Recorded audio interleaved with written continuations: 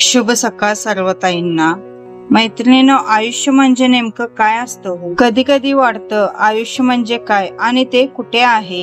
आईच्या कुशीत झोपल्यावर वाटते इथेच आयुष्य आहे. तो आईने मारलेला धपाटा आणि तेवढ्याच मायेने तिचे विचारणे, बाळा लागलं का?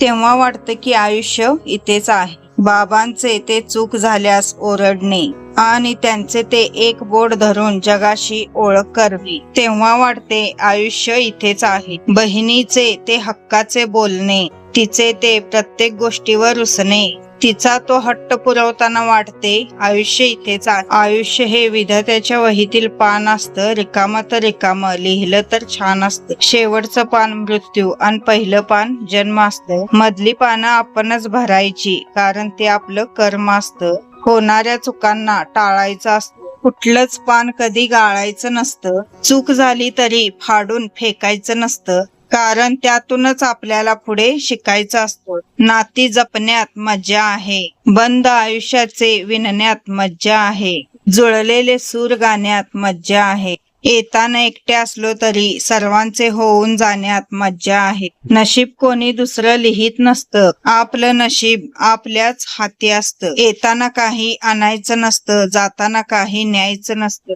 मग हे आयुष्य तरी कोणासाठी जगायचं असतं? याच प्रश्नाचं उत्तर शोधण्यासाठी जन्माला यायचं असतं.